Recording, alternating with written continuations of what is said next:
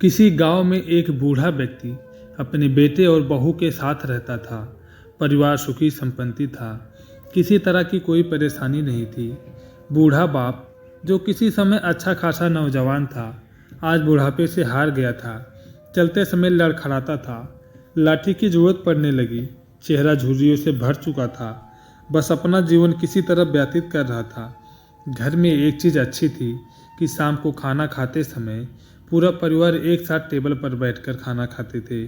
एक दिन ऐसे ही शाम को जब सारे लोग खाना खाने बैठे, बेटा ऑफिस से आया था। भूख ज़्यादा थी तो जल्दी से खाना खाने बैठ गया और साथ में बहू और उसका एक बेटा भी खाने लगा। बूढ़े हाथ जैसे ही थाली उठाने को हुए, थाली हाथ से छिटक गई। थोड़ी दाल टेबल पर गिर गई। बहू बेटे ने घृणा दृष्टि से पिता की ओर देखा और फिर से अपना खाने में लग गए। बूढ़े पिता ने जैसे ही अपने हिलते हाथों से खाना खाना शुरू किया तो खाना कभी कपड़ों पे गिरता, कभी जमीन पर। बहू चिढ़ते हुए कहा, हे राम, कितनी गंदी तरह से खाते हैं। मन करता है इनकी थाली किसी अलग कोने में लगवा देते हैं। बेटे ने भी ऐसे सिर हिलाया जैसे पत्नी की बात से सहमत हो। उनका बेटा यह सब कुछ मासूमियत से देख रहा था।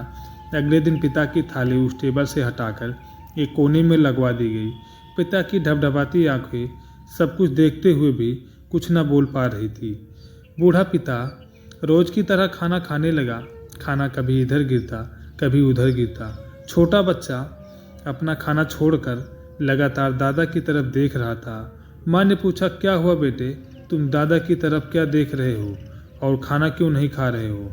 बच्चा बड़ी मासूमियत से बोला, माँ, मैं सीख रहा हूँ कि वृद्धों के साथ कैसा व्यवहार करना चाहिए। जब मैं बड़ा हो जाऊँगा और आप लोग बूढ़े हो जाओगे तो मैं भी आपको इसी तरह कोने में खाना खिलाया करूँगा। बच्चे के मुंह से ऐसा सुनते ही बेटे और बहू दोनों कांप उठे। शायद बच्चे की बात उनके मन में बैठ गई थी, क्योंकि बच्चा ने मासूमियत के साथ एक बहुत बड़ा सबक दोनों लोग को दिया था। बेटे ने जल्दी से आगे बढ़कर पिता को उठाया और वापस टेबल पर खाने के लिए बैठाया, और बहू भी भागकर पानी का गिलास लेकर आई कि पिताजी को कोई तकलीफ ना हो। माँ बाप इस दुनिया की सबसे बड़ी पूंजी हैं। आप समाज में कितनी भी इज्जत कमा लाए या कितना भी धन कमा ले, लेकिन माँ बाप से बड़ा इस दुनिया में कोई धन नहीं होता। आशा करता हूँ आपको ये कहानी पसंद आई होगी। इस पर आपकी क्या राय है हमें कमेंट करके ज़रूर बताएं। कहानी पसंद आई है तो लाइक, सब्सक्राइब और शेयर ज़रूर करें।